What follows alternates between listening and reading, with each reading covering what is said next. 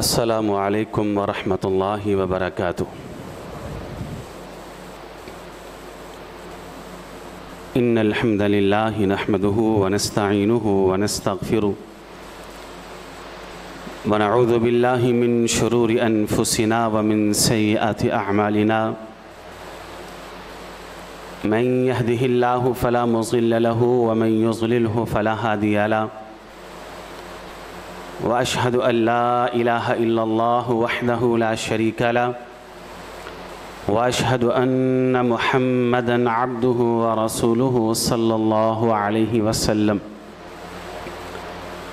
يا أيها الذين آمنوا اتقوا الله حق تقاته ولا تموتن إلا وأنتم مسلمون يا أيها الناس اتقوا ربكم الذي خلقكم من نفس واحدة وخلق منها زوجها وبث منهما رجالا كثيرا ونساء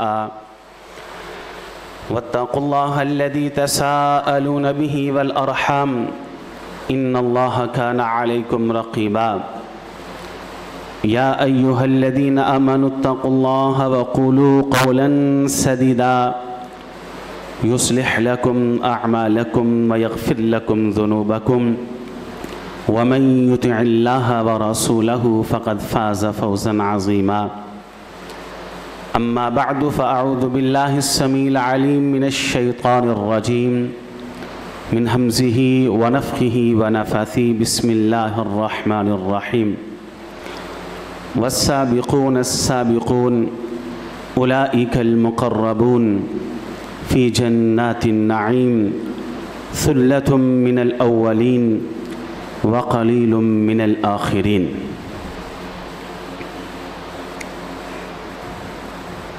اصحاب النبی، اصحاب محمد، اصحاب الرسول وہ نفوس قدسیہ ہیں، وہ مقدس اور پاک باز ہستیاں ہیں، وہ عظیم المرتبت اور رفیع المنزلت انسان اور لوگ کہ جن کے کردار و اعمال کی وجہ سے، جن کی ستھری اور پاکیزہ سیرت کی وجہ سے، جن کے عقائد و نظریات کی وجہ سے، جن کی ہجرتوں، قربانیوں اور وفاداریوں کی وجہ سے اللہ نے ان کو وہ مقام اور مرتبہ عطا فرما دیا کہ ان سے قبل نہ تو کسی نبی کے اصحاب کو وہ مقام اور مرتبہ ملا ہے اور نہ ہی قیامت کی دیواروں تک کوئی انسان ان کے مقام اور مرتبے کو پا سکتا ہے۔ صحابی کس کو کہتے ہیں؟ صحابی وہ ہوتا ہے کہ جس نے اپنی نگاہوں سے اس چہرے کا دیدار کیا ہو کہ جس چہرے کو حالت اسلام میں دیکھنے والی آنکھوں پر اللہ نے جہنم کی آگ کو حرام کر دیا۔ نہ صرف یہ کہ اپنی نگاہوں سے چہرہ نبوت کا دیدار کیا ہو بلکہ آپ کی نبوت اور رسالت پر ایمان بھی لایا ہو۔ نہ صرف یہ کہ آپ کی نبوت اور رسالت کے اوپر وہ ایمان لایا ہو، آپ کی دعوت کو اس نے مانا ہو اور تسلیم کیا ہو، بلکہ ساری عمر اس عقیدے کے اوپر قائم رہا ہو اور اسی عقیدے کے ساتھ اس دنیا سے گیا ہو، اسے صحابی کہتے ہیں۔ رسول اللہ صلی اللہ علیہ وسلم چند صحابہ کے ساتھ مدینہ طیبہ سے کچھ باہر جا رہے تھے۔ اچانک آپ کی نگاہ پڑتی کہ دور سے ایک شخص اپنی اونٹنی کے اوپر سوار ہو کر جانب مدینہ آ رہا ہے۔ آپ نے اس کی سرعت کو دیکھا، اس کی تیز رفتاری کو دیکھا، اس کی برق رفتاری کو دیکھا، تو آپ نے اس کی تیز رفتاری کو دیکھنے کے بعد ارشاد فرمایا کہ میرے ساتھیوں، یہ اپنی اونٹنی کے اوپر سوار ہو کر بڑی تیزی اور سرعت کے ساتھ جانب مدینہ آنے والا یہ کوئی معمولی کام کے لیے نہیں آ رہا، بلکہ اس کے آنے کا انداز بتاتا ہے کہ اس کا عزم بہت اونچا ہے، اس کے عزائم بہت بلند ہیں، اس کے ارادوں کے اندر اونچائیاں موجود ہیں۔ وہ قریب آتا گیا حتیٰ کہ وہ رسول اللہ صلی اللہ علیہ وسلم کے قریب پہنچا۔ آ کر سوال کرتا ہے، یثرب یہی ہے؟ مدینہ طیبہ کا پہلا نام تھا۔ لوگوں نے کہا ہاں یثرب یہی ہے۔ پھر وہ کہتا ہے مجھے اس شخص سے ملنا ہے جو مکہ سے ہجرت کر کے مدینہ آیا ہے، اور جس کا یہ کہنا ہے کہ وہ نبی اور رسول ہے۔ صحابہ نے اشارہ کیا یہی ہے وہ کہ جو نبی اور رسول اور پیغمبر ہیں، اونٹنی سے نیچے اترتا ہے، اللہ کے رسول علیہ الصلاۃ والسلام کے قریب آتا ہے اور آ کر سوال کرتا ہے من انتا، آپ کون ہیں؟ نبی علیہ الصلاۃ والسلام جواب میں کہتے ہیں انا رسول اللہ، میں اللہ کا رسول ہوں۔ وہ سوال کرتا ہے رسول کس کو کہا جاتا ہے؟ نبی علیہ الصلاۃ والسلام ارشاد فرماتے ہیں رسول اور نبی وہ ہوتا ہے جو حامل وحی ہو، جو حامل الہام ہو، جو صاحب کتاب ہو، جس کے قلب اور سینے کے اوپر آسمان سے وحی کا نزول ہوتا ہو، اور میں اللہ کا آخری نبی اور رسول ہوں۔ پھر اس کے بعد وہ کلمہ شہادت کو پڑھتا ہے، اسلام کے اندر داخل ہوتا ہے۔ نبی علیہ الصلاۃ والسلام اس کو ارکان اسلام سمجھاتے ہیں۔ ارکان اسلام سمجھنے کے بعد وہ اس ارادے کے ساتھ، اس عزم کے ساتھ واپس لوٹتا ہے، کہتا ہے اللہ کے رسول علیہ الصلاۃ والسلام آپ کی رسالت پر ایمان لے آیا ہوں، آپ کی دعوت پر ایمان لے آیا ہوں، آپ نے جو باتیں مجھ کو سمجھائی ہیں عمر بھر اس کے اوپر عمل پیرا رہوں گا۔ اپنی قوم کو، اپنے قبیلے کو، اپنے کنبے کو، اپنی برادری کو، اپنے خاندان کو، اپنے علاقے کے لوگوں کو میں یہ دعوت دوں گا جو آپ نے مجھ کو دی ہے۔ یہ عزم کر کے، یہ ارادہ، اس ارادے کا اظہار کر کے اپنی اونٹنی پہ سوار ہوتا ہے، واپس لوٹتا ہے۔ اسی تیز رفتاری کے ساتھ، اسی برق رفتاری کے ساتھ، اسی جلدی کے ساتھ، اسی سرعت کے ساتھ اچانک اس کی سواری کا پاؤں ایک بل اور سوراخ کے اندر آتا ہے، اس کا توازن برقرار نہیں رہتا اور یہ سر کے بل زمین پہ آ گرتا ہے، اس کا سر زمین کے اوپر لگتا ہے، وہیں پہ فوت ہو جاتا ہے۔ رسول اللہ صلی اللہ علیہ وسلم ارشاد فرماتے ہیں دلونی براجل، اسے ذرا میرے قریب لاؤ۔ صحابہ اکرام نے اس کے مردہ وجود کو پکڑا، اس کی لاش کو پکڑا، اس کے جسم کو پکڑا، اللہ کے رسول علیہ الصلاۃ والسلام کے قریب کیا۔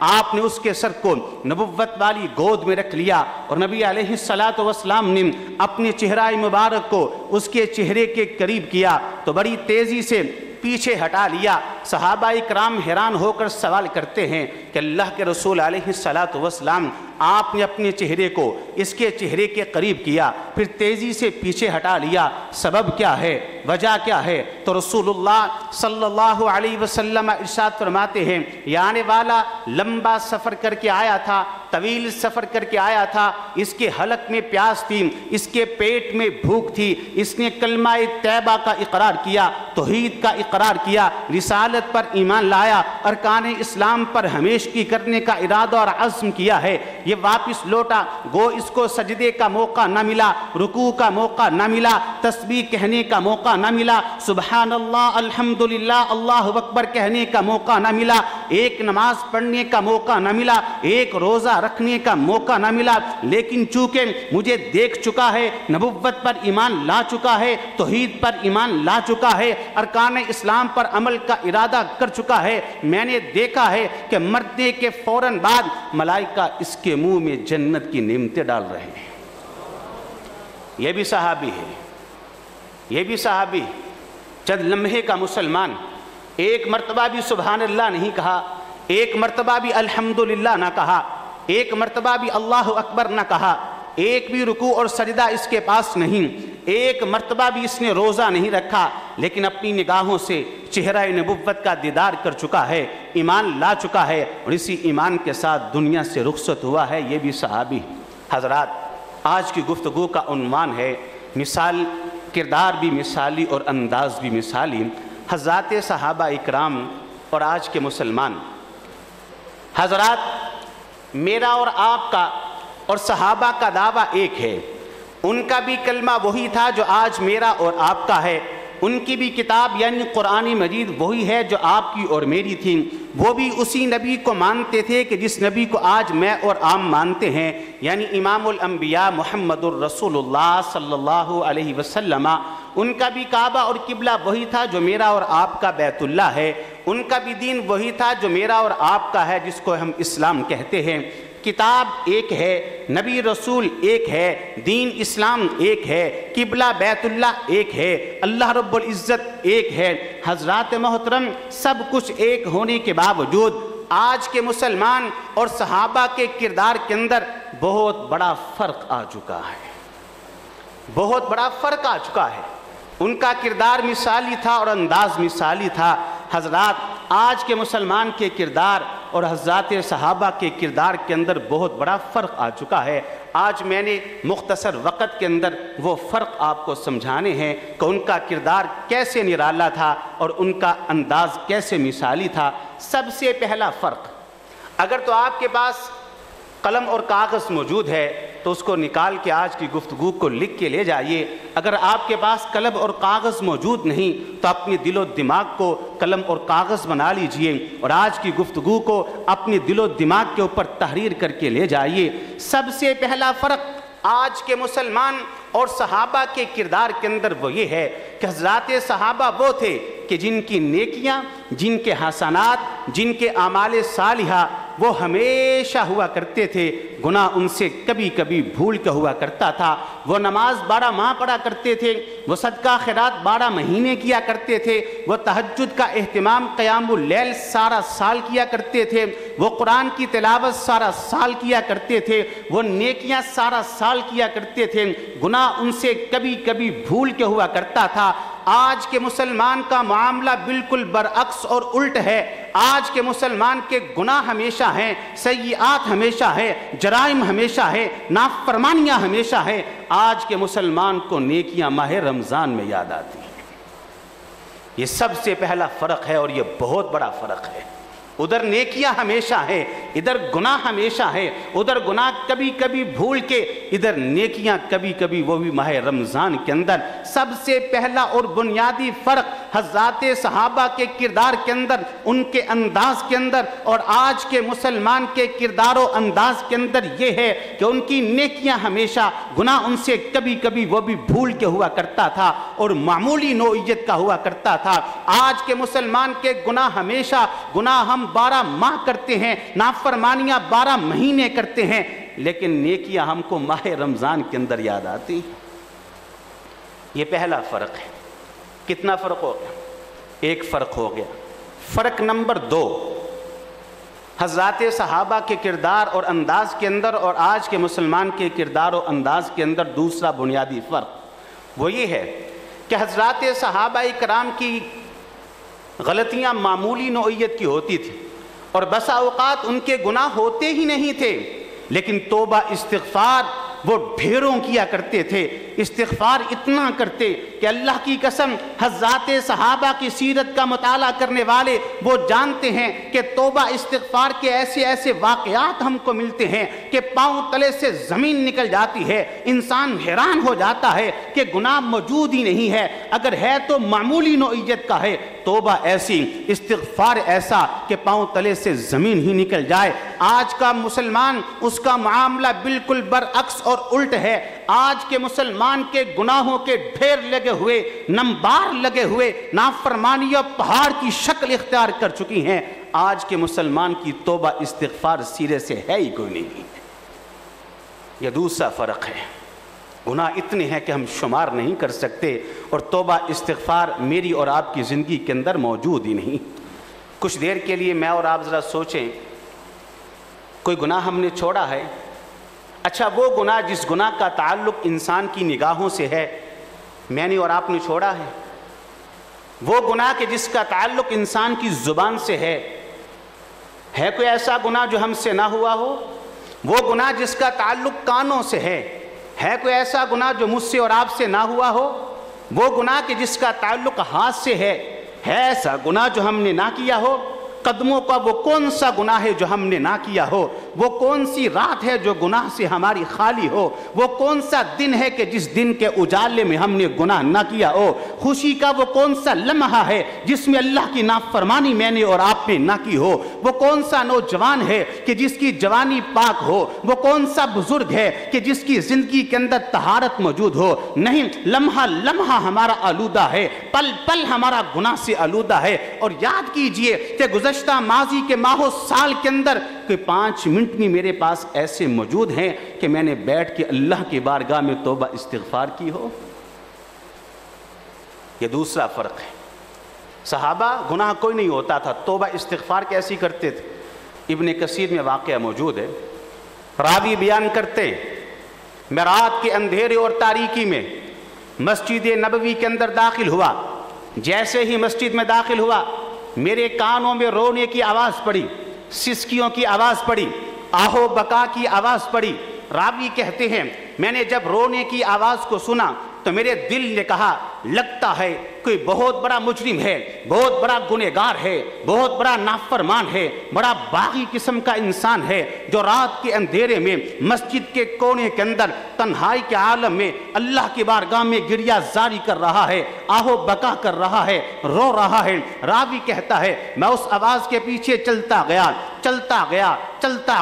جب میں اس رونے والے شخص کے قریب پہنچا اس کا چہرہ میرے سامنے نمایاں ہوا. میرے پاؤں تلے سے زمین ہی نکل گئی.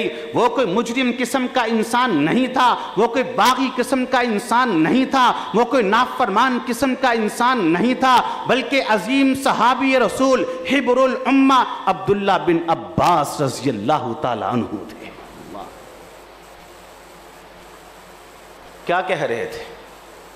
راوی کہتا ہے میں نے کان قریب کیا اور عبداللہ کی زبان سے نکلنے والے کلمات و الفاظ کو سنا تو عبداللہ بن عباس رضی اللہ تعالیٰ عنہ یہ مفسر صحابی, یہ محدث صحابی اپنی زبان سے بارگاہ الہی میں یہ الفاظ ارشاد فرما رہے تھے اللہم امرتنی فاطعتو, اے اللہ عباس کا بیٹا عبداللہ تیری بارگاہ کے اندر رات کے اندھیرے تاریکی کے اندر تہجد کے وقت جب آپ آسمان دنیا پہ تشریف لا چکے ہیں, اللہ تنہائی کے عالم میں اپنی ناک ماتھے کو آپ کے سامنے رگڑ کر مٹی میں آلودہ کر کے آپ کی بارگاہ میں استجا کرتا ہے اللہم امرتنی فاطعتو, اے اللہ آپ نے مجھے جو جو حکم دیا میں نے اپنی عمر کے اندر آپ کے حکم کی اطاعت و فرما برداری کی ہے. اے اللہ عمر بر کی اطاعت و فرما برداری کے بعد عباس کا بیٹا عبداللہ رضی اللہ تعالی عنہما آپ کی بارگاہ میں یہ دعا کرتا ہے فاغفر لی, عمر بر کی اطاعت و فرما برداری کے بعد اب تو مجھے معاف کر دینا. اللہ اکبر. ہم گناہ کر کے توبہ نہیں کرتے اور یہاں صحابہ کا کردار بھی نرالا ہے, انداز بھی مثالی ہے. گناہ کوئی نہیں, عمر بر کی اطاعت و فرما برداری کے بعد توبہ استغفار. سبق تو امت مسلمہ کو یہی دیا گیا تھا کہ گناہ کر کے نہیں نیکیاں کر کے توبہ استغفار کیا کرو. کتنا بڑا عمل ہے عمل صالح. نماز, رکوع کر لیا, سجدہ کر لیا, قیام کر لیا, تشہد میں بیٹھے ہیں, ناک ماتھے کو اللہ کے سامنے رگڑ لیا. ساری نماز کو مکمل کرنے کے بعد حکم کیا ہے؟ بلند آواز سے کہو اللہ اکبر, استغفر اللہ, استغفر اللہ, استغفر اللہ. عمل صالح کر کے اللہ کی بارگاہ میں توبہ استغفار کیا کرو. صحابہ کا کردار یہ تھا, گناہ کوئی نہیں, نیکیاں ہی نیکیاں ہیں. اللہ کی بارگاہ میں توبہ ایسی, استغفار ایسا کہ پاؤں تلے سے زمین نکل جاتی. میری آپ کی اور جمیع کائنات کے ایمان والوں کی امی جان سیدہ عائشہ رضی اللہ تعالی عنہا رو رہی ہیں. اتنے آنسو بہے کہ دوپٹے کا پلو بھیگ جاتا ہے, چہرہ آنسوؤں سے تر ہو جاتا ہے. کسی نے سوال کیا امی جان کیوں روتی ہیں؟ ایک غلطی ہوئی تھی زندگی میں, ایک غلطی ہوئی تھی. کہتی ہیں اس غلطی کے اوپر آنسو بہا رہی ہوں. سیرت عائشہ, وہ غلطی کون سی ہے؟ امی جان بیان کرتی ہیں رضی اللہ تعالی عنہا, قرآن نے ہم کو حکم دیا تھا وَقَرْنَ فِي بُيُوتِكُنَّ وَقَرْنَ فِي بُيُوتِكُنَّ, گھروں میں ٹکی رہو, گھر کی چار دیواری کے اندر رہو, گھر کی چار دیواری سے باہر بلا شرع عذر نہ نکلا کرو. میں جنگ جمل کے اندر, جنگ صفین کے اندر گھر کی چار دیواری سے باہر کیوں نکلی؟ ایک اجتہادی غلطی تھی. اس اجتہادی غلطی کے اوپر عمر بر اتنا روتی کہ دوپٹے کا پلو بھیگ جاتا, آپ کا چہرہ مبارک آنسوؤں سے تر ہو جاتا. ایک غلطی وہ بھی اجتہادی ہے, عمر بر اس کے اوپر روتی رہی. آج کا مسلمان کا کردار اور انداز کیا ہے؟ گناہ اتنے ہیں کہ شمار نہیں کر سکتے, گندگی اتنی ہے کہ صاف نہیں کر سکتے, اور توبہ استغفار میرے اور آپ کے پاس موجود ہی نہیں ہے. یہ دوسرا فرق ہے. کتنے فرق ہو گئے جی؟ 2. فرق نمبر 1, ان کی نیکیاں ہمیشہ, گناہ کبھی کبھی وہ بھی بھول کے. اور آج کے مسلمان کے گناہ ہمیشہ نیکیاں اس کو رمضان میں یاد آتی. دوسرا فرق ان کے گناہ معمولی نوعیت کے اور توبہ استغفار اتنی کہ انسان حیران رہ جاتا ہے، ڈھیروں لگا دیتے تھے، اور آج کے مسلمان کے گناہ کے ڈھیر لگے ہوئے ہیں اور توبہ استغفار اس کے پاس سرے سے موجود ہی نہیں. اور میں آپ کو بتاؤں، إِلَّا مَن تَابَ وَآمَنَ وَعَمِلَ عَمَلًا صَالِحًا فَأُولَٰئِكَ يُبَدِّلُ اللَّهُ سَيِّئَاتِهِمْ حَسَنَاتٍ. اللہ رب العزت ارشاد فرماتے ہیں، لوگوں یاد رکھنا، نہ تو میں مال کو مانتا ہوں، نہ اقتدار کو مانتا ہوں، نہ عہدے کو مانتا ہوں، نہ بادشاہت کو مانتا ہوں، نہ حکومت کو مانتا ہوں، نہ خاندان قبیلے کنبے اور برادری کو مانتا ہوں، نہ میں کسی طاقت کو مانتا ہوں، نہ میں کسی قوت کو مانتا ہوں، نہ میں کسی شخصیت کو مانتا ہوں. اگر تو نے مجھ کو راضی کرنا ہے تو ایک ہی سبیل ہے، ایک ہی راستہ ہے. وہ سبیل اور راستہ یہ ہے، تیرے کتنے گناہ ہے، تو نے 60 سال گناہ کر لیے، تو نے 70 سال گناہ کر لیے، تیرے گناہ زمین سے آسمان تک جتنا خلا ہے تیرے گناہوں سے بڑا ہوا ہو. سمندروں پہ جتنی جھاگ ہے جھاگ کے برابر تیرے گناہ ہے. صحرا کے اندر جتنی ریت ہے ریت کے ذروں کے برابر تیرے گناہ ہے. اے بندے آ، جھکا ہوا سر لے کے آ، آنسو بہانے والی نگاہیں لے کے آ، میرے عذاب سے ڈرا ہوا دل لے کے آ، گناہوں پر شرمندگی لے کے آ، پاپوں پر ندامت لے کے آ، گناہ دوبارہ نہ کرنے کا ارادہ اور عزم لے کے آ. ایک بار آ کر اپنے سر کو میری بارگاہ میں جھکا دے. مجھے اپنی عزت کی قسم ہے، مجھے اپنے جلال کی قسم ہے، مجھے اپنی کبریائی کی قسم ہے کہ تو سر سجدے سے بعد میں اٹھائے گا، میں تیرے سارے گناہ پہلے معاف کر دوں گا. اللہ تو توبہ سے راضی ہوتا ہے. کس بات کے اوپر شکوہ ہے کہ اللہ ہم سے ناراض ہے؟ کس بات کے اوپر شکایت ہے کہ اللہ ہم سے خفا ہے؟ ہم نے کبھی توبہ کی نہیں ہے، استغفار کیا نہیں ہے. یہاں ایک نکتہ سمجھ لیں، ہم توبہ کرتے کیوں نہیں؟ ہم توبہ کیوں نہیں کرتے؟ استغفار کیوں نہیں کرتے؟ ہم گناہوں پہ آنسو کیوں نہیں بہاتے؟ اس کی وجہ یہ ہے کہ آج کا مسلمان گناہ کو گناہ سمجھتا ہی نہیں. ہم گناہ کو گناہ نہیں سمجھتے. وہ کس طرح؟ وہ اس اعتبار سے ہم نے رشوت کو تحفے کا نام دے دیا، ہم نے سود کو نفع کا نام دے دیا، ہم نے جوے کو انعام کا نام دے دیا، ہم نے موسیقی کو روح کی غذا قرار دے دیا. جو رشوت کو تحفہ سمجھ کے لیتا ہے وہ توبہ کیا خاک کرے گا؟ جو رشوت کو تحفہ سمجھ کے لیتا ہے وہ رشوت جیسے گناہ پہ توبہ نہیں کر سکتا. جو جوے کو انعام سمجھ کے حاصل کرتا ہے وہ اس گناہ کے اوپر توبہ نہیں کر سکتا. جو سود کو نفع اور تجارت سمجھ کے لیتا ہے وہ اس کے اوپر توبہ استغفار نہیں کر سکتا. جو موسیقی کو روح کی غذا کہتا ہے وہ موسیقی پہ توبہ کیسے کر سکتا ہے؟ جو بے حیائی، فحاشی اور یعنی کو روشن خیالی کا نام دیتا ہے وہ اس گناہ کے اوپر توبہ استغفار کیسے کر سکتا ہے؟ ہم گناہ کو گناہ نہیں سمجھتے، یہی وجہ ہے کہ ہم توبہ استغفار بھی نہیں کرتے ہیں. تو یہ دوسرا فرق ہے. حضرات صحابہ اکرام کے گناہ نہیں ہوتے تھے، توبہ استغفار کے ڈھیر لگا دیتے تھے، اور آج کے مسلمان کے گناہوں کے ڈھیر ہیں، توبہ استغفار سرے سے اس کے پاس موجود نہیں ہے. فرق نمبر 3، تیسرا فرق کردار کے حوالے سے اور انداز کے حوالے سے. صحابہ کا کردار کیسے مثالی تھا اور انداز کیسے مثالی تھا، اور آج کے مسلمان کا کردار اور انداز کس طرح ان کے مخالف. آج کے مسلمان کے دعوے اور نعرے وہ آسمان کو چھوتے، اتنے اونچے اور اتنے بلند ہیں کہ آج کے مسلمان کے نعرے اور دعوے آسمان کو چھوتے ہیں. کردار اس کا بالکل زیرو اور صفر ہے. حضرات صحابہ اکرام کے پاس کوئی دعویٰ نہیں تھا، کوئی نعرہ نہیں تھا، ان کا عمل آسمان کو چھوتا تھا، دعویٰ ان کے پاس کوئی نہیں تھا. آج کے مسلمان کے دعوے غلامی رسول میں موت بھی قبول ہے، حرمت رسول پر جان بھی قربان ہے، محبان رسول، عاشقان مصطفیٰ، اہل بیت سے محبت کرنے والے، یہ صدیقی ہے، یہ فاروقی ہے، یہ عثمانی ہے، یہ علوی ہے، یہ حسینی ہے، یہ فلاں ہے، یہ فلاں ہے. ہر گزرتے دن کے ساتھ ایک نیا نعرہ اور نیا دعویٰ میدان کے اندر آتا ہے. آج کے مسلمان کے دعوے آسمان کو چھوتے ہیں، کردار ان کے پاس زیرو اور صفر ہے. اور صحابہ اکرام کے بعد دعویٰ کوئی نہیں تھا، نعرہ کوئی نہیں تھا، ان کا کردار اور عمل آسمان کو چھوتا تھا. اللہ میرے ساتھی اور دوست اور بزرگ اور خواتین، صحابہ اکرام نے دعویٰ کیا کرنا تھا، نعرے کیا لگانے تھے؟ اصح الکتب بعد کتاب اللہ، صحیح بخاری کے اندر حدیث اور روایت موجود۔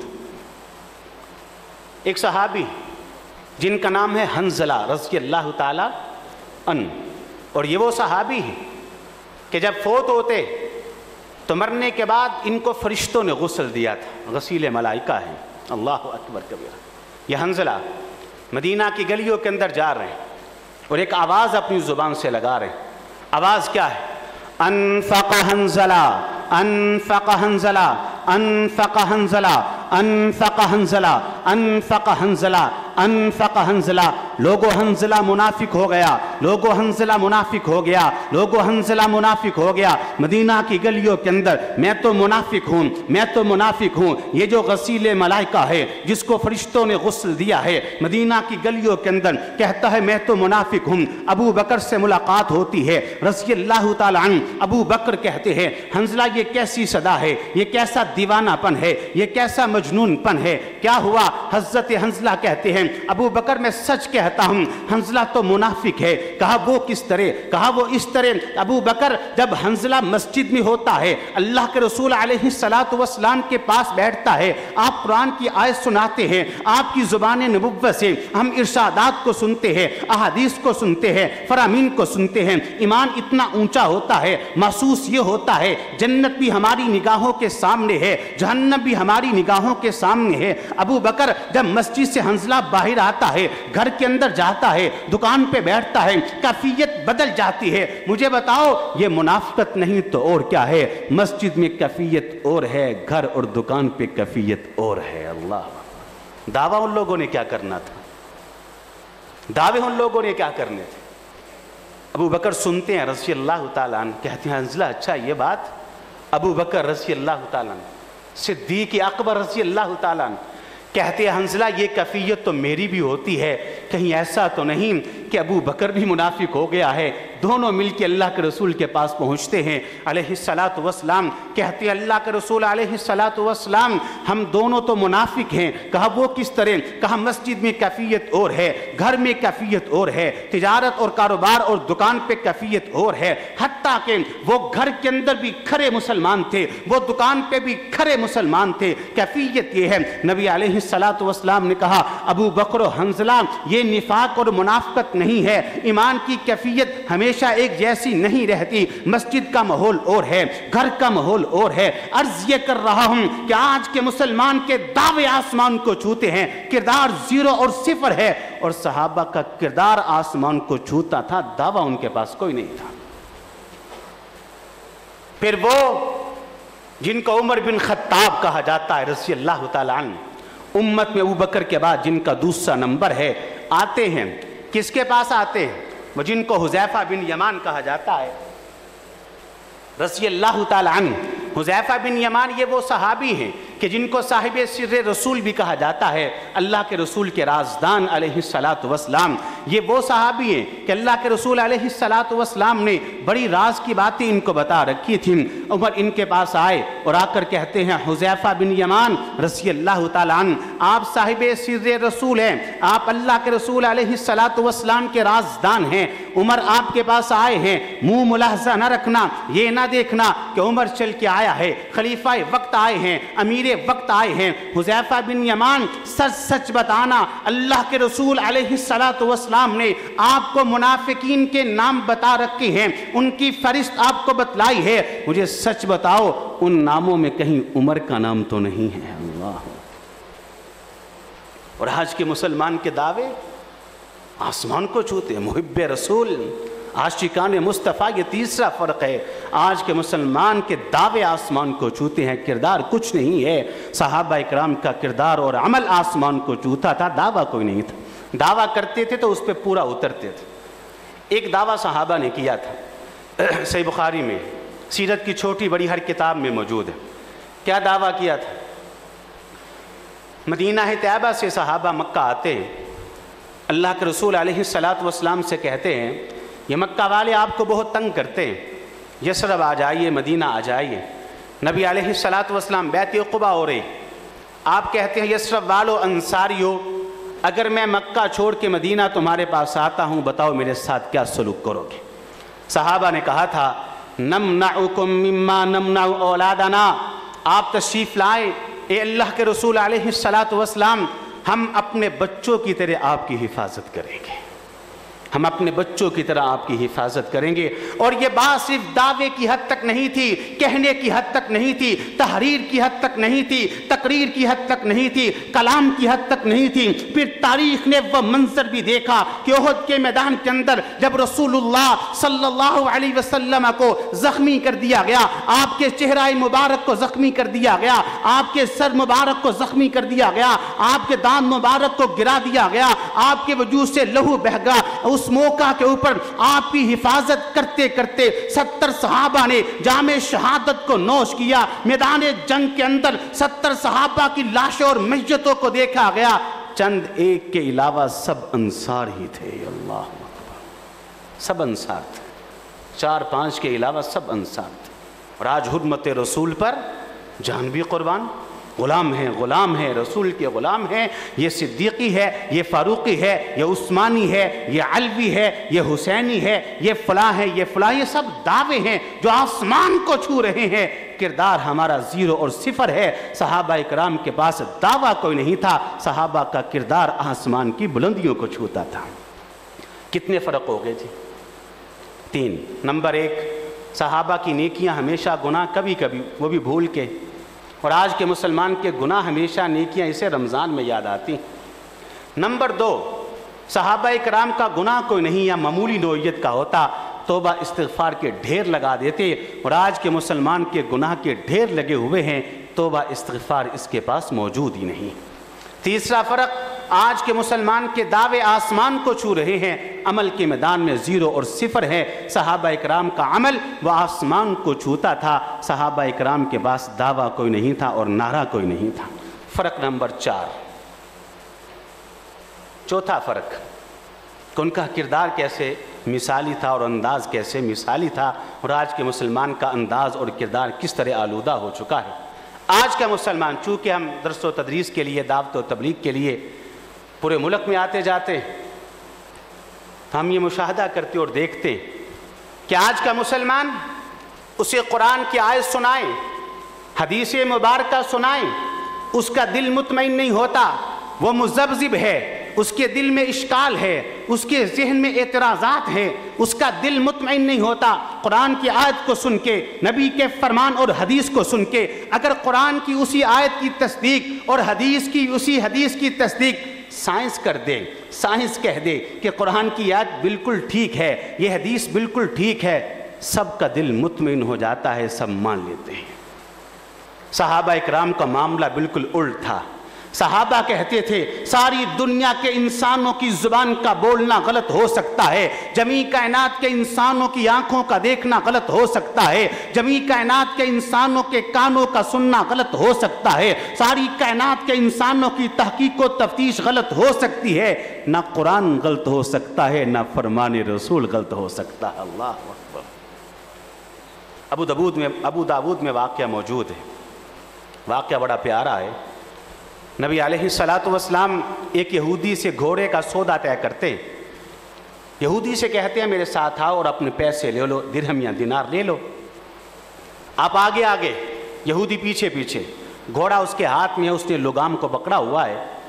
یہودی کو پیچھے سے گاہک لگتے ہیں کہ تم کچھ پیسے زیادہ لے لو، اس کی نیت میں فتور اور بگاڑ پیدا ہوتا ہے۔ ابو داود میں واقعہ موجود ہے، وہ کہتا ہے محمد صلی اللہ علیہ وسلم پیسے دینے ہیں تو ادھر دو وگرنہ سودا کینسل۔ نبی علیہ السلام کہتے ہیں سودا کیسے کینسل ہو سکتا ہے، سودا تو طے ہو چکا ہے۔ آوازیں اونچی اور بلند ہوتی ہیں، لوگ اکٹھے ہونا شروع ہو جاتے ہیں، اجتماع اور مجمع لگ جاتا ہے۔ اسی مجمع کے اندر ایک صحابی آتے ہیں جن کا نام حضرت خزیمہ ہوتا ہے رضی اللہ تعالیٰ عنہ، دونوں کا تقرار ہوتا ہے۔ نبی علیہ السلام کہتے ہیں سودا طے ہو چکا ہے، یہودی کہتا ہے نہیں سودا طے نہیں ہوا۔ باتوں کے اندر یہودی کی زبان سے یہ کلمہ اور لفظ نکلتا ہے، وہ کہتا ہے محمد علیہ السلام اگر سودا طے ہوا ہے تو کوئی گواہ پیش کرو، کوئی گواہ ہے؟ قبل اس کے کہ اللہ کے رسول علیہ السلام اس یہودی کو کوئی جواب دیتے، مجمع کے اندر سے حضرت خزیمہ رضی اللہ تعالیٰ عنہ وہ چلا کے کہتے ہیں، او یہودی میں گواہ ہوں کہ سودا ہو چکا ہے۔ یہودی کو گھوڑا دینا پڑا، وہ تو وہاں سے رفو چکر ہو گیا۔ نبی علیہ السلام اپنے چہرہ مبارک کو گھماتے پھیرتے، خزیمہ کو دیکھتے، کہتے ہیں خزیمہ مجھے اچھی طرح سے یاد ہے جب میرا یہودی سے سودا طے ہوا تو وہاں موجود نہ تھا، تو نے کیسے کہہ دیا کہ سودا ہو چکا ہے؟ اللہ کی قسم جو خزیمہ نے جواب دیا، اگر سونے کے پانی سے لکھا جائے حق ادا نہیں ہوتا۔ حضرت خزیمہ نے کہا بتصدیق کا یا رسول اللہ صلی اللہ علیہ وسلم، اللہ کے رسول میں گواہ نہیں تھا، تب تک گواہ نہیں تھا جب تک آپ کی زبان نے نبوت سے سنا نہیں تھا۔ جب آپ کی زبان نے نبوت سے سن لیا کہ سودا ہو چکا ہے، اب مرد دم تک خزیمہ اس بات کا گواہ ہے کہ سودا ہو چکا ہے، اس لیے کہ اس زبان سے جھوٹ نکل ہی نہیں سکتا۔ اللہ، مزہ آیا نا؟ سائنس کے کہنے پہ مانا تو کیا مانا، سائنس کی تصدیق پہ قرآن کو مانا تو کیا مانا۔ مزہ تو تب ہے کہ سینے میں ٹھنڈ پڑے قرآن کی آیت سن کے، سینے پہ ٹھنڈ پڑے فرمان رسول ارشاد نبوی سن کے علیہ السلام۔ میں کو اٹھائیے اصح الکتب بعد کتاب اللہ، صحیح البخاری کے اندر یہ موجود ہے۔ اللہ اکبر، آج ہم نے ناموں کے اوپر قبضے کیے ہوئے ہیں۔ علی ابن ابی طالب رضی اللہ تعالی عنہ، کمال واقعہ ہے، جب خارجیوں کا فتنہ کھڑا ہوا، فتنہ خوارج کھڑا ہوا، علی ابن ابی طالب میدان کے اندر آتے ہیں رضی اللہ تعالی عنہ، کہتے ہیں لوگوں آؤ میں تمہیں بتاتا ہوں، میں نے فرمان رسول سن رکھا ہے، میرے پاس ارشاد نبوی، آپ نے کہا تھا اس گروہ کی 4 نشانیاں ہیں، 4 علامتیں ہیں۔ پہلی نشانی یہ ہے، یہ فتنہ تب کھڑا ہوگا جب امت آپس میں انتشار کا شکار ہوگی۔ ہم انتشار کا شکار ہیں، پہلی نشانی مکمل ہے۔ دوسری نشانی ان کی یہ ہے، یہ قرآن پڑھیں گے حلق سے نیچے نہیں اترے، وہ بھی مکمل ہے۔ تیسری نشانی ان کی یہ ہے، یہ اہل اسلام مسلمانوں کا قتل کریں گے، مشرکین اور کفار کو چھوڑیں گے۔ چوتھی نشانی اس گروہ کی یہ ہے کہ اس کے اندر ایک بندہ ہوگا، چھوٹا سا قد ہوگا، ایک بازو نامکمل ہوگا، سیرا عورت کے سینے اور چھاتی کی طرح ہوگا، اس کے اوپر جنگلی چوہے کے بالوں کی طرح بال ہوں گے۔ آؤ ان کے خلاف جہاد اور قتال کریں۔ لشکر کو تیار کرتے ہیں، خارجیوں کے فتنے کو جڑ سے اکھیڑ پھینکتے ہیں، ان کے قلعے کو کما کر دیتے ہیں، کرسی کو منگواتے ہیں، اس کے اوپر بیٹھتے ہیں، اپنے سپاہیوں اہلکاروں کو بلاتے ہیں، کہتے ہیں 3 نشانیاں مکمل ہیں کہ یہ فتنہ تب کھڑا ہوا جب امت انتشار کا شکار تھی، یہ قرآن پڑھتے تھے، حلق سے نیچے نہ اترتا تھا، یہ مسلمانوں کا قتل کرتے تھے، مشرکین و کفار کو چھوڑتے تھے۔ چوتھی نشانی مکمل کرو، ڈھونڈ کے لاؤ وہ بندہ جس کا قد چھوٹا ہو، ایک بازو نامکمل ہو، سیرا عورت کے سینے اور چھاتی کی طرح ہو، اس کے اوپر جنگلی چوہے کے بالوں کی طرح بال ہوں، جاؤ وہ بندہ ڈھونڈ کے لاؤ۔ صحابہ میدان کا رخ کرتے، سپاہی جاتے، ایک لاش کو دیکھا، دوسری کو دیکھا، تیسری کو دیکھا، چوتھی کو دیکھا، 5ویں کو دیکھا، 6ٹھی کو دیکھا، 7ویں کو دیکھا، 8ویں کو دیکھا۔ میدان کے اندر موجود ساری میتوں کو، ہر مردے کو، ہر لاش کو دیکھا۔ علی کے پاس آئے، کہا علی رضی اللہ تعالی عنہ، ہم نے میدان جہاد کے اندر موجود تمام مردہ وجودوں کو دیکھا ہے، میتوں کو دیکھا ہے، لاشوں کو دیکھا ہے، وہ بندہ کہیں موجود نہیں۔ علی ابن ابی طالب نے جو جواب دیا، اللہ کی قسم یہاں وہی الفاظ کہوں گا، وہ بھی سونے کے پانی سے لکھے جائیں تو حق ادا نہیں ہوتا۔ علی کہتے ہیں لوگوں کیسی بات کرتے ہو، اللہ کی قسم نہ تو میں جھوٹا ہوں، نہ اس زبان سے جھوٹ نکل سکتا ہے کہ جس زبان سے میرے کانوں نے وہ کلمات اور الفاظ سنے ہیں۔ تمہارا دیکھنا غلط ہے، تمہاری تحقیق غلط ہے، تمہاری تفتیش غلط ہے۔ دوبارہ جاؤ، سپاہی دوبارہ جاتے ہیں، اس میت کو دیکھو، اس میت کو دیکھا، اس میت کو دیکھا، اس لاش کو دیکھا، اس لاش کو دیکھا، ساری لاشوں کو دیکھ کے دوبارہ واپس لوٹتے ہیں، علی وہ بندہ کہیں موجود نہیں۔ علی کہتے ہیں نا زبان نبوت سے جھوٹ نکل نہیں سکتا، فرمان رسول غلط ہو نہیں سکتا، تمہارا دیکھنا غلط ہے، تمہاری تحقیق و تفتیش غلط ہے۔ تیسری مرتبہ جاؤ، 6 بار آگے ساری میتوں کو دیکھا، واپس لوٹے، کہا علی 3 بار ایک ایک میت کو دیکھ چکے ہیں، وہ بندہ کہیں موجود نہیں۔ علی اپنے موقف پر قائم ہے، فرمان رسول غلط نہیں ہو سکتا، ارشاد نبوی غلط نہیں ہو سکتا، تمہارا دیکھنا غلط ہے، تمہاری تحقیق غلط ہے، تمہاری نگاہیں جھوٹی ہیں۔ ہاتھ میں کھجور کی ٹہنی کو پکڑتے ہیں، میدان کا رخ کرتے ہیں، خود لاشوں کو دیکھنا شروع کر دیتے ہیں، ایک لاش کو، دوسری لاش کو، تیسری لاش کو، وہ بندہ کہیں نظر نہیں آتا۔ ساری لاشوں کو دیکھا، وہ بندہ موجود نہیں ہے۔ لاشوں کو دیکھنے کے بعد کیا دیکھتے ہیں؟ ایک گڑھا نظر آتا ہے، اس گڑھے کے اندر بھی لاشیں ہیں۔ اس گڑھے کے قریب پہنچے، کہا اس کے اندر سے لاشیں نکالو۔ ایک لاش کو نکالا، دوسری کو نکالا، جب ساری لاشوں کو نکالا گیا تو سب سے نیچے وہ بندہ پوری نشانیوں کے ساتھ موجود تھا۔ قد چھوٹا ہے، ایک بازو نامکمل ہے، سیرہ عورت کے سینے اور چھاتی کی طرح ہے، اس کے اوپر جنگلی چوہے کے بالوں کی طرح بال ہے۔ علی ابن ابی طالب میدان کی فضا کے اندر نعرہ تکبیر کو اونچا کرتے ہیں، اللہ اکبر، اللہ اکبر، ساتھ بلند آواز سے کہتے ہیں صدق اللہ و صدق رسولہ، لوگو اللہ سب سے بڑا ہے اور سن لو کہ اللہ بھی سچا ہے، اس کا رسول بھی سچا ہے۔ اللہ اکبر۔ اور آج کا مسلمان، ہم حیران ہوتے ہیں، ملک کے طول و عرض میں جاتے ہیں، لوگ سوال کرتے ہیں، مجھے ایسا طالب علم جواب دیتا ہے اور جواب کے اندر قرآن کی آیت پیش کرتا ہے، نبی کا فرمان پیش کرتا ہے، صحیح بخاری کا حوالہ دیتے ہیں، صحیح مسلم کا حوالہ دیتے ہیں، ابو داود کا حوالہ دیتے ہیں، ہم جامع الترمذی کا حوالہ دیتے ہیں، باب چیپٹر نمبر بتاتے ہیں، ہم حدیث نمبر بتاتے ہیں، راوی کا نام بتاتے ہیں، اور بسا اوقات تو حدیث کے الفاظ پڑھ کے سناتے ہیں، اس کا دل مطمئن نہیں ہوتا، آگے سے اعتراضات، آگے سے سوالات، آگے سے اشکالات پیش کرتے ہیں۔ یہ کیسا ایمان ہے، یہ کیسی محبت ہے، اللہ کی قسم یہ فرق ہے آج کے مسلمان اور صحابہ کے درمیان۔ صحابہ کا دل مطمئن ہوتا تھا، قرآن کی آیت سن کے صحابہ کا دل مطمئن ہوتا تھا، نبی کا فرمان سن کے وہ کہا کرتے تھے کائنات کی ہر زبان جھوٹی ہو سکتی ہے، کائنات کی ہر نگاہ جھوٹی ہو سکتی ہے، کائنات کی ہر کان جھوٹا ہو سکتا ہے، قرائے عرضی میں موجود ہر انسان کا دیکھنا سننا غلط ہو سکتا ہے، نہ قرآن غلط ہے نہ فرمان رسول غلط ہے۔ یہ چوتھا فرق ہے۔ صحابہ اکرام اور آج کے مسلمان کے کردار اور انداز کے اندر یہ چوتھا فرق آ چکا ہے۔ حضرات محترم، آج میں اور آپ اس بات کا رونا روتے ہیں کہ اللہ کی نصرت اور مدد نظر نہیں آتی، دکھائی نہیں دیتی۔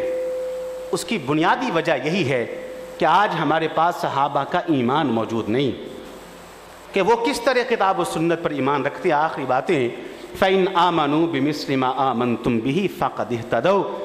آسمان سے مدد کا نزول تو تب ہوتا ہے جب زمین کے اوپر ایمان موجود ہو۔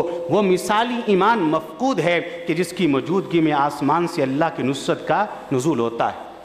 ایک بات میرے ذہن میں آئی ہے، بڑی مزے کی بات ہے، صحابہ کے ایمان کی بات چلی، صلح حدیبیہ ہوتی، صلح حدیبیہ، مشرکین مکہ سے، کفار مکہ سے بات ہوتی، صلح حدیبیہ ہوتی۔ صلح حدیبیہ کے بعد اللہ کے رسول علیہ السلام نے وقت کی سپر طاقتوں کو خطوط لکھے، بڑے بڑے حکمرانوں کو، کسریٰ ایران کو لکھا ایک خط جس کا تذکرہ صحیح بخاری کے اندر موجود ہے۔ آپ نے روم کے بادشاہ قیصر کے نام لکھا، قیصر روم جس کا نام ہرقل تھا اس کے نام لکھا، خط صحیح بخاری میں، خط اس کے دربار میں پہنچتا ہے۔ لے کے جانے والے داہیہ کلبی تھے۔ آخری باتیں انشاءاللہ، داہیہ کلبی یہ وہ صحابی ہیں کہ جن کو یہ عظمت اور شان حاصل ہے کہ جبریل امین جب انسانی شکل میں زمین پہ تشریف لایا کرتے تو داہیہ کلبی کی شکل میں آیا کرتے تھے۔ خط اس کے دربار میں پہنچتا ہے، اس کے وزراء، اس کے عمراء، اس کے عظماء، اس کے وزیر مشیر دربار میں موجود ہیں۔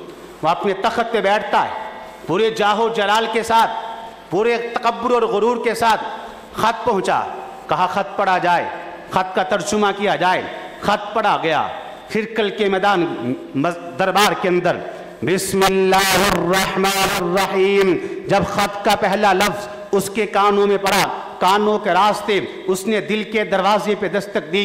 جب خط کے الفاظ مکمل ہوئے تو سلطنت روم کے بادشاہ کے دل کے اوپر ایسی ہیبت طاری ہوئی، ایسا روب طاری ہوا، ایسی کپکپی طاری ہوئی۔ جب خط کے الفاظ مکمل ہوئے سلطنت روم کا بادشاہ چلا کے کہتا ہے لم اسمع بمثلہ، لم اسمع بمثلہ، لوگوں سنو، میرے وزیروں، میرے مشیروں، میرے عظماء امراء، میں اس بات کا اعتراف کرتا ہوں کہ میرے کانوں نے آج تک ایسے کلمات سنے ہی نہیں ہیں۔ اپنے ہلکاروں کو بھیجتا ہے، سپاہیوں کو بھیجتا ہے، جاؤ اور سلطنت روم کے ہر شہر کو دیکھو، ہر بستی کو دیکھو، ہر دیہات کو دیکھو، ایک ایک اینٹ کو کریدو، ایسے شخص کو لا کر میرے سامنے کھڑا کرو جو محمد کو جانتا ہے علیہ السلام۔ ابو سفیان مسلمان نہ ہوئے تھے، ادھر ہی تھے، پکڑا لا کے سامنے کھڑا کر دیا، کہا یہ جانتا ہے۔ اللہ اکبر۔ ہرقل کہتا ابو سفیان میں تم سے چند سوال کرنے لگا ہوں، اور سوال میں کرنے لگا ہوں محمد کے بارے میں علیہ السلام۔ حضرات غور کیجئے، ملک کن کا ہے؟ کافروں کا؟ سوال کرنے والا کون؟ کافر۔ جواب دینے والا اس وقت کون؟ کافر۔ تبصرہ کرنے والا کون؟ کافر۔ سننے والے سب کون؟ کافر۔ ملک کافروں کا، سوال کرنے والا بھی کافر، جواب دینے والا بھی کافر، تبصرہ کرنے والا بھی کافر، سننے والے سب کافر، اور موضوع گفتگو سیرت محمد صلی اللہ علیہ وسلم۔ اللہ اکبر۔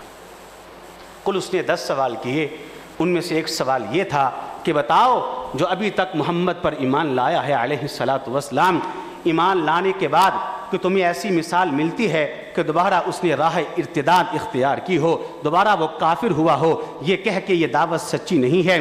تو ہرقل کے دربار میں ابو سفیان نے یہ الفاظ کہے تھے، اس نے کہا تھا ہرقل سلطنت روم کے بادشاہ، سچ یہ ہے کہ ہم نے اس کے ماننے والوں کے اوپر ظلم و ستم کے پہاڑ ہی گرا دیے، ہم نے ان کے سروں کے اوپر ابلتا ہوا پانی انڈیلا ہے، ہم نے ان کے گلوں میں رسیاں ڈال کے انہیں صحراؤں کے اندر گھسیٹا ہے، جلتے انگاروں پہ انہیں لٹا دیا گیا، لیکن ایک بھی مثال ایسی نہیں ملتی ہے کہ ایمان کا نور جس کے دل میں پیدا ہو گیا ہے، اس نے ایمان کے نور کو، ایمان کی حلاوت کو، ایمان کی شرینی کو، ایمان کی مٹھاس کو دل میں محسوس کرنے کے بعد دوبارہ راہ ارتداد اختیار کی ہو۔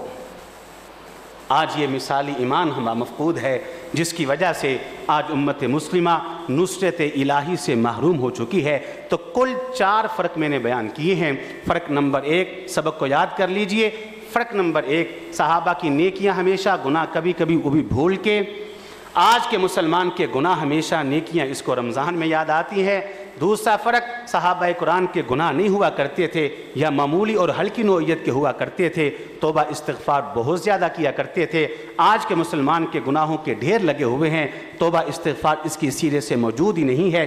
تیسرا فرق، آج کے مسلمان کے دعوے آسمان کو چھو رہے ہیں، کردار اور عمل ان کے پاس 0 اور 0 ہے۔ صحابہ کا عمل آسمان کو چھوتا تھا، ان کے پاس دعویٰ کوئی نہیں تھا۔ چوتھا فرق، آج کے مسلمان کا دل قرآن و حدیث سن کے مطمئن نہیں ہوتا، سائنس تصدیق کر دے تو مطمئن ہو جاتا ہے۔ حضرات صحابہ کہا کرتے تھے دنیا کی ہر آنکھ، دنیا کی ہر زبان، دنیا کا ہر کان غلط ہو سکتا ہے، نہ قرآن غلط ہو سکتا ہے، نہ فرمان رسول غلط ہو سکتا ہے۔ تو اس دعا کے ساتھ اپنی بات کو ختم کرتا ہوں۔ اے مولا کریم، مجھ نکمے اور نکارے نے جو باتیں کیں وہ آپ کی توفیق اور آپ کی مدد سے کیں، اس میں جو حق ہے، جو سچ ہے، سمجھ کے عمل کی توفیق عطا فرما دیجئے، اور جو غلطی اور خطا ہے درگزر کرتے ہوئے اصلاح کی توفیق عطا فرما دیجئے۔ وآخر دعوانا الحمدللہ رب العالمین۔